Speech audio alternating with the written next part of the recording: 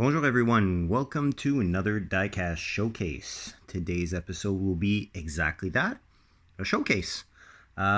This showcase was inspired by a challenge set by the Quirky Garage 1999. Watched a video that he put out a couple weeks back, and he finished off with a challenge that falls right into my interests, basically, which would be simply, you know, some day-to-day vehicles, basically in diecast. So you're just regular day-to-day traffic, basically, that you know, stuff that you would see on the street. So you know, sedans, wagons, minivans, SUVs, pickup trucks, just your utilitarian A to B type cars. And I decided, why the heck not? Never participated in one of these challenges before. It's good subject matter to start on. What I've done, I've split the vehicles I'm going to be showcasing into three categories. And the person that created the challenge is very, very knowledgeable about generally the world automotive market, which I find really cool.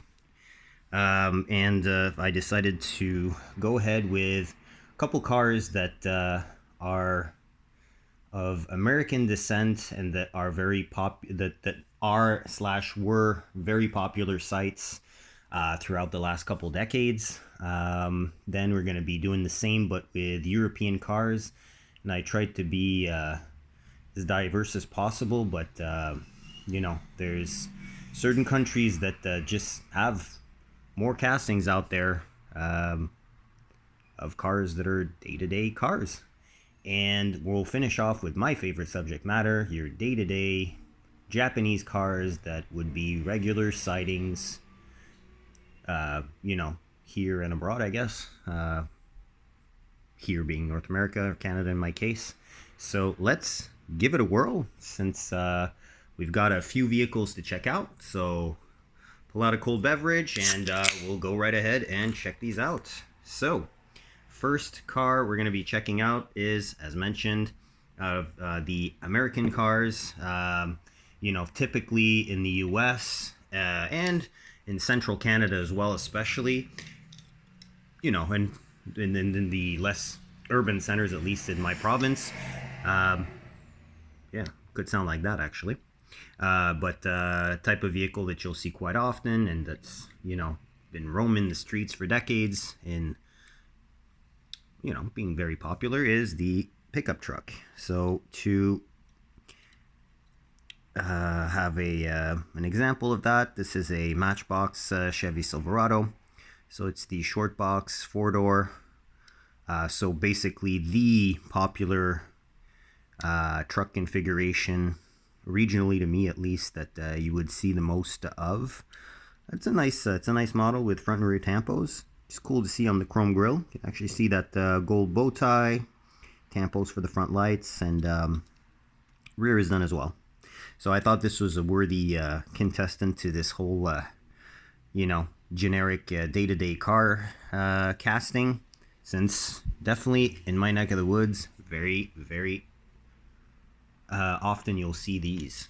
Of course, you can't forget that pretty much the most popular type of car in the US, as well as in Canada and pretty much the rest of the world, is the SUV. And what better to follow suit than a later generation Tahoe based on the same chassis as the Silverado we just checked out. Again, this is a Matchbox, as Matchbox is very good at doing your day-to-day mundane cars. And this one's out of the moving parts, so it does have a slightly opening hood to reveal that LS engine. And yeah, same pattern pretty much here. You got some rear deets, nice badging in the light tampos, and the newer style grille and headlights for the front. So I thought that would be a nice pair to put together. Of course, one vehicle that is very, very popular and has been for the past I'd say a couple decades, specifically for, you know, as a daily driver that you'd see all over the place and not being really used as it was initially intended, is the Jeep Wrangler. So this is a 4-door Rubicon that I slightly detailed up a little bit there. Added the missing front and rear tampos. Sides are pretty much all Matchbox except for the dab of silver on the back of the mirrors. But yeah, rear and front were very bland, so filled out the gaps, I guess you could say. And there we go. Nice little Matchbox Jeep. Very good casting of this, by the way. Very good casting by Matchbox. So there you go. We'll hope that this decides not to roll off the table. Then we will continue on with another Jeep, but that was probably almost just as popular as the Wrangler when it was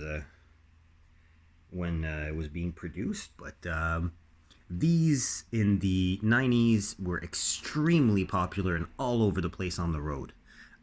We'd be talking about the Jeep Cherokee, vehicle that was produced in partnership with AMC at the time, and was actually very popular in Europe, where the creator of this challenge, well, he's from France, and there's quite a bit of these. Actually, I remember a scene in the movie Ronin where the bad guy ends up killing another bad guy in one of these. Although this is a Pioneer trim, so kind of like a lower spec sport trim model. Whereas the one depicted in the movie was a limited with the faux wood and the gold accented basket weave wheels and whatnot there. So we got those here as well. So, but this is a green light casting, so metal base, metal body, and it's just your plain Jane. And the Pioneer spec was really an appearance package more than anything else. This one does have the 2.8 liter V6, so this would be a PRV. Yeah, PRV V6, same as you would find in anything from a Volvo 960 or 760, DeLorean. You had those engines in a bunch of cars, basically. So that's very cool. And why not continue on with the staple of Americana? Very, very popular before the advent of the aforementioned SUV, in its popularity at least. We are talking about the full-sized wagon, which is very well depicted here by this beautiful Ford LTD Crown Victoria wagon in a oh so plain beige, black wall tires, hubcaps, you know, no frazzle dazzle, bench seat as you can see, and with the opening rear tailgate. Also green light, so metal on metal.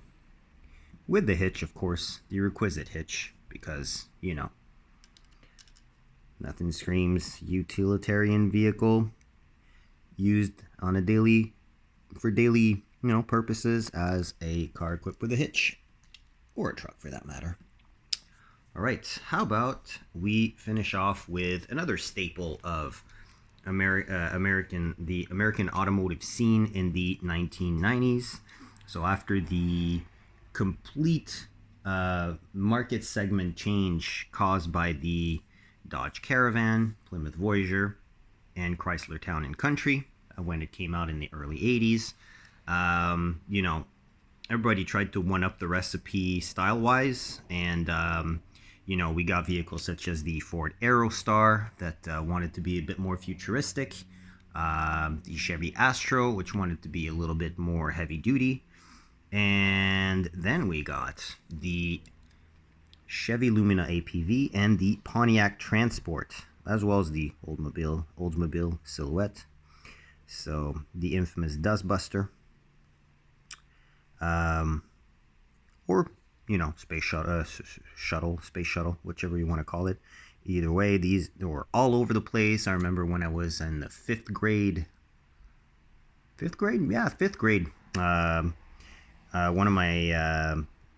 of my peers in class, his parents got one of these, exactly the same type of trim, but replaced the red here, the red enamel, off this Majorette version with blue, and you know, that two-tone gray and blue, very popular.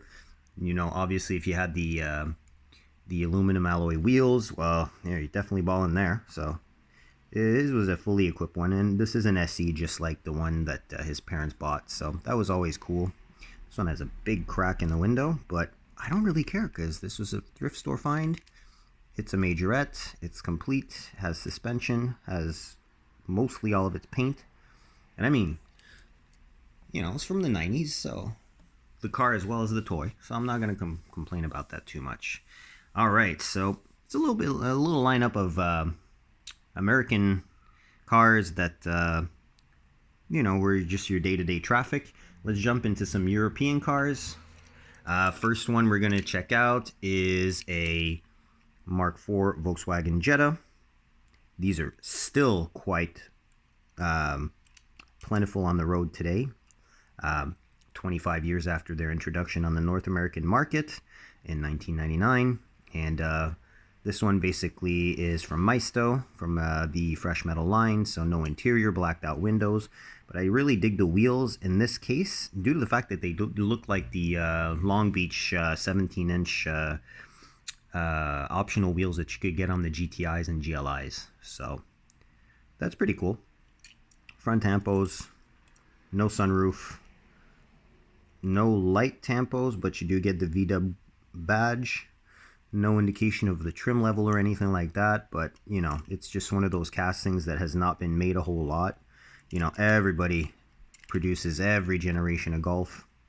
Well, or at least every generation of Golf is very well represented. Some more better than others in the 1/64th scale or 3-inch realm of diecast. I found this was pretty unique. So, and since they're extremely, I mean, my ex-mother-in-law had one of these, so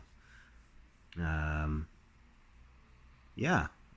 Next, another car that is extremely popular worldwide, be it you go to South Africa or up here in Canada, US, Germany, France, Spain, anywhere, you know, Asia even, the BMW 3 Series.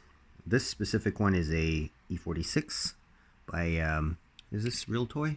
Yeah, Real Toy. There we go, if ever you wanted to see. A 159 scale, and yeah, a little E36 LCI sedan. Don't have the trim level. It is written BMW 3 Series, but is it a 328? Probably not, because the 330s were the ones that had these specific front lights. So 325, 330, potentially a 320 or 323i. I'm only going to go with the North American engines. I'm going to exclude the diesels because this has the BC Ferries logo, which is the government-funded ferry company of British Columbia, the province in Canada that is on the west coast on the Pacific. So,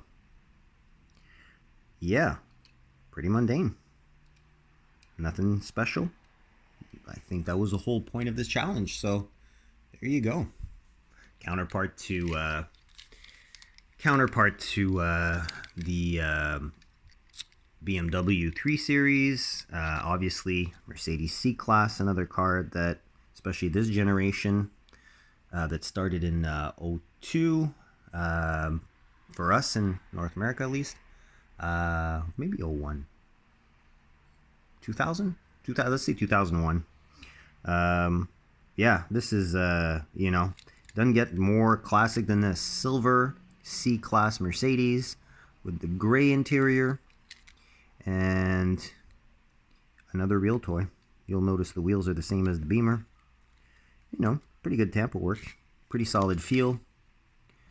And this one is a 1/57th scale, so quite good to match with the kind of, you know, non-true 1/64, more 3-inch scale vehicles. So this will look great next to the Maisto and the Majorette, probably dwarfing a little bit in accuracy of scale the two green lights that are in the middle. All right, but of course, you know, the C-Class was very popular. I know that one car that was popular after people got over the very shocking restyle for the typical Mercedes clientele. And I remember seeing this at the Montreal Auto Salon when this model was released, and I found it hideous. We're talking about the 1996 plus version of the Mercedes E-Class. This specifically is a E430 wagon.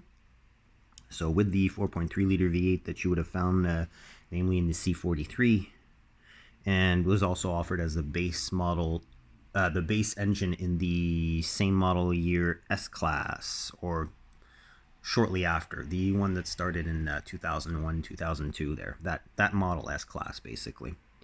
So, oh my gosh, sorry about that. This is metal base, as you heard. 1999 copyright, so 2000 release. These wheels kind of match the look of the car, honestly. It's not bad.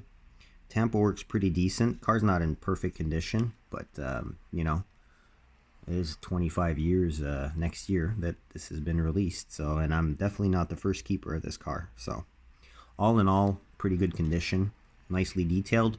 And the C and E class have always been popular in North America for people that want a little bit of badge status. So, all right, next up, one of my favorite European brands, which, you know, either you love it or you don't, but I love them. We're talking about Volvo. Volvo is definitely a maker of cars that are not as, I'd say, celebration of status as the three big Germans would be, Audi, Mercedes, and BMW. But they do make cool wagons. So obviously this is a V60 in the best color offered for this generation of Volvo, the infamous Rebel Blue. You've got the slate gray interior, and you've got the twin 10 spokes in a kind of a darkish chrome. Tampos on the front, tampos on the rear. We do have the V60 badge, but unfortunately we do not have the trim level, so it could be a T5, it could be a T6. It doesn't look like it would be an R based on the lack of badge in the grille, but then again, that's not really representative. And the bumpers that look very tame, basically. They're not as aggressive. The fairings aren't as aggressive as you would find on an R. Either way, if it's not an R, this is either a T5 or a T6. Could be front or all-wheel drive. In this case, obviously, we can see that it is all-wheel drive, because there's definitely a diff and a drive shaft and all that kind of stuff. So yeah, definitely that's an all-wheel drive. So T5 or T6, either with the inline 5 or the inline 6. It's 2.5 liters and 3 liters before it went in 2016 to the 2-liter twin-charged engine. So yeah, this is one of my favorite Matchbox models that I have in the collection. Definitely something that I like. So let's put this guy in the front here. We'll just add to it as we go along. Staying in Volvo, if you go back a few years, a couple decades actually, should I say, those boxy Volvos were very, very popular with people that had outdoor lifestyle and wanted a cheap beater that would be fundamentally reliable. I'm thinking about snowboarders, hikers, and whatnot. They used to love picking these up because everything fails in the car, the engine will never let you down. And there you go, Volvo 760 from Majorette. It's a GLE, so it's got the same V6 engine as you would find, surprisingly, in that Cherokee. Funny enough. Yeah, so, well, the PVR, it's Peugeot, Renault, and Volvo. So those are the three brands that use that engine. So there you go. Definitely a cool vintage piece from Majorette. It's a plastic based. Yeah, there you go. So this is a 1/61st scale versions. Got the hitch. Obviously, we love hitches. A little ring in the back's a little bit broken, but the hitch would still work in a case like this with a variety of trailers, so that's pretty cool. Opening doors as well. And got a black interior. You can see some air going in between the spokes of that steering wheel, which is great. And the 8-dot wheels. Yeah, 8-dot. Good, I can still count. That's fantastic. All right, and keeping up with the Swedish theme. Another car that you were always surprised to see, but there was always a couple of them. And you were talking about pretty much the same clientele as Volvo, also the same country of origin. Saab 900 Turbo in a 5-door, guys. So kind of like it's kind of like the same the 740 Turbo trim on the Volvo, basically. It's sporty, but it's not a sports car, right? So hopefully this fits into the category. I mean, this is one of my favorite majorettes that I have in the collection. It's also one of my best thrift store finds because it's not immaculate, but it's pretty close too. And this is a made in France, metal base, 1/62 scale, in great condition. Also has the opening doors, the yellow glass, off-white interior.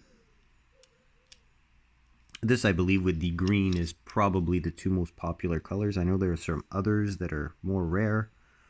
But yeah, I just love the casting. Look at the casting details in those lights. I mean, super, super well made. Same look with the front lights that are part of the metal base. Very, very well done cast. And, these two cars together, they're like that oddball duo of cars. Last European car that we're going to be checking out is something not only that was extremely popular in Europe, but also we got our own version of it in North America. So, and it was not that popular in North America, to be quite frank with you, but still, it's a mundane day-to-day car.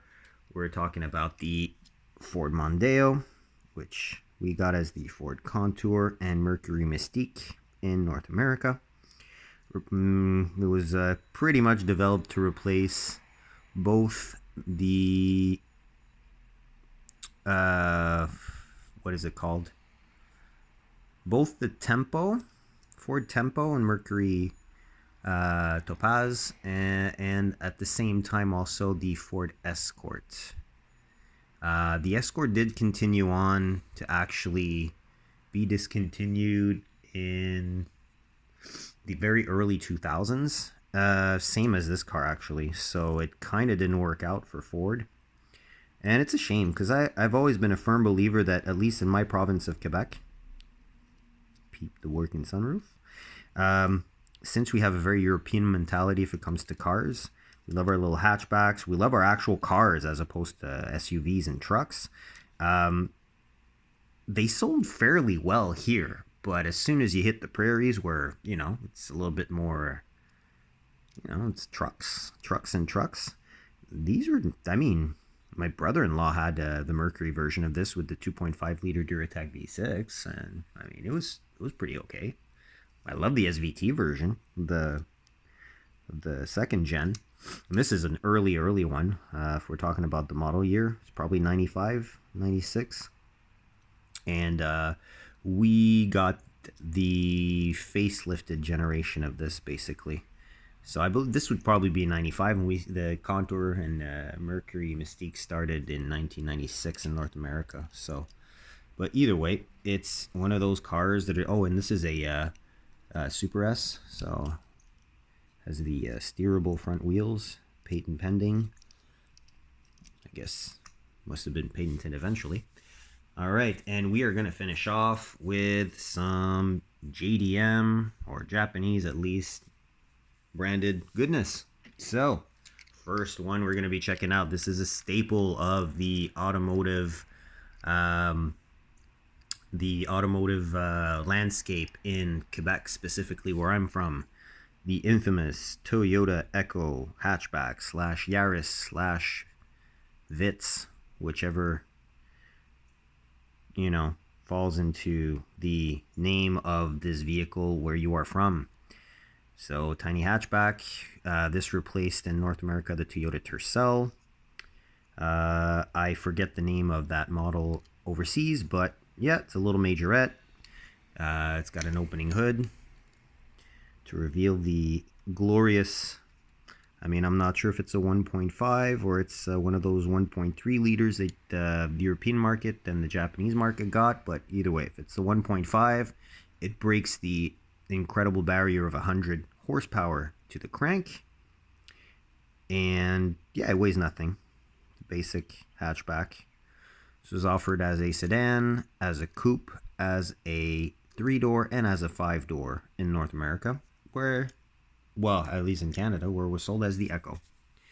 And the following generation went to Yaris, and now that the Yaris has been discontinued for 2 years in North America, which sucks, but it is what it is. I guess people need a Corolla Cross instead of a Yaris, although probably the Corolla hatchback, which is a product I like, probably better represents technically the replacement, but I mean, it's not the same category of car.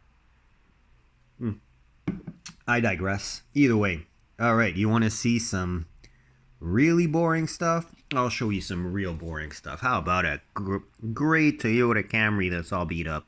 I mean, come on. My mom had one of these, and it was a hand-me-down from my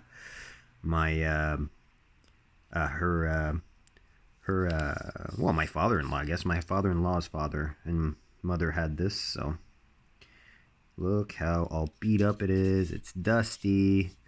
You know, it's got an ugly repaint of those wheels. Redid the lights and put some Ricer yellow fog lights on there just to make it that much more ugly.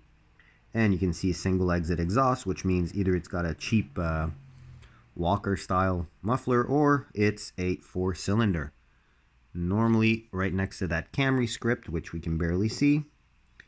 If it was a V6, you would normally have a little V6 badge as well as the trim level. It's not there. Either way, what an exciting car. I mean, gray on gray. It doesn't get better than that.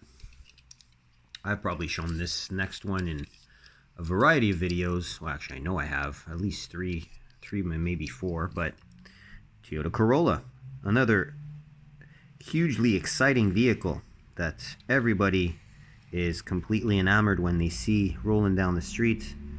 I mean, not being sarcastic and whatnot, but I mean, Corolla is the Corolla. I mean, if you want a car that's a car and that'll do car things reliably, Corolla. So, yeah.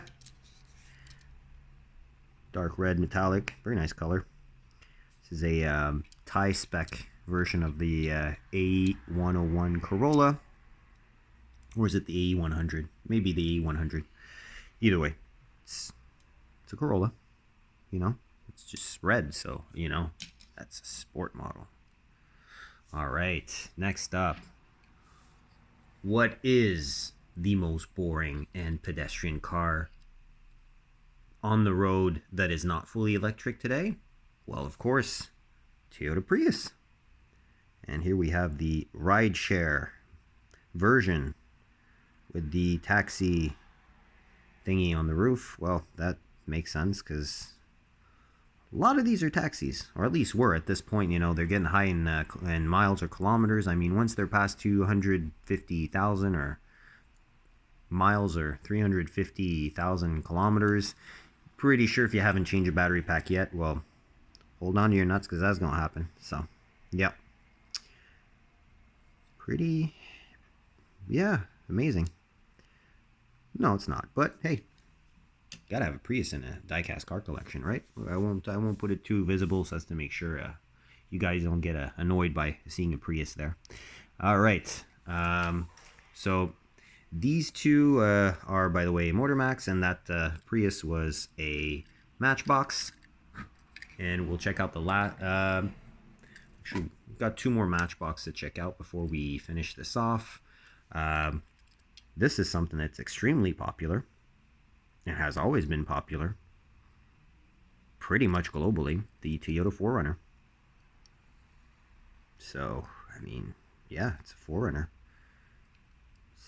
one of those castings that Matchbox does. It is what it is, literally, and that's not a complaint. That's perfect, because that's what we like to see. Just regular cars, no extra bits and bobs needed, just your day-to-day car. Same with this Mazda 3 hatchback. I mean, I think Matchbox pretty much makes the best candidates for this kind of challenge. So when I unboxed this, I went through all the details. This is an all-wheel drive version based on the few details that we can see, but definitely it's got a diff in the back. So all-wheel drive, which means it would be the turbo model. I don't know if that's cheating, but I mean, technically it's not Mazda speed, it's not sporty, so it's pretty pedestrian. I mean, at work, we don't even have a Mazda dealership in our group, and at least 2 people have one of these, the turbo all-wheel drive models, and they have a cool color palette too for these cars. They have nice range of colors. There we go. We'll finish the Matchbox off with something that we don't see a whole lot often in my neck of the woods, although they are getting popular to import. But I mean, if we go to the, the motherland of Japan, these are all over the place. Oh, Subaru, what is this, the Carry? Sandbar, yeah, Subaru Sandbar. Very good detailing on this, front and rear. This is what I was looking for this challenge. I want as least possible liveries to make everything look plain, and of course as well I wanted to make sure that there was no like race liveries or things like that, because that's not what we're looking at today. So yeah, little K truck, 660cc, brake too hard and you'll topple it over. Gotta love it, especially if the box is empty in the back. So I was really happy when Matchbox released this, because I love K trucks. I find they're really cool, despite the fact that they're not overly dynamically fun. And last car we'll be checking out is definitely something that's extremely popular in my neck of the woods, in New England as well, in the US. Scandinavian countries love these, and Australians do too. Yes, the Subaru Legacy wagon. Now there is the hood scoop, so it's a turbo. So maybe a B4 model. Hopefully that still counts. Tomica with opening doors, right-hand drive, so real JDM. Steering wheel is not awful on this one, as opposed to the Frisbees and urinals that they put now in the cars like this. So I had this for quite some time. Bought this online when the model came out, basically. So it's been a quick minute. Basic details front and rear. Can see it's an older one just because of the fact that they still were doing those chrome lights in the front, and the infamous 4 spokes, skinnies. And there you go, 1/160th scale, 2000 release, Subaru wagon. So there we go. Hopefully you guys enjoyed this little respond to the Quirky Garage 1999's day-to-day car challenge. Of course, feel free to participate. Click on his @ that's in the title of this video, and like, share, subscribe, comment. I will catch you on the next one. Happy hunting. Stay safe out there. Take care. Bye-bye.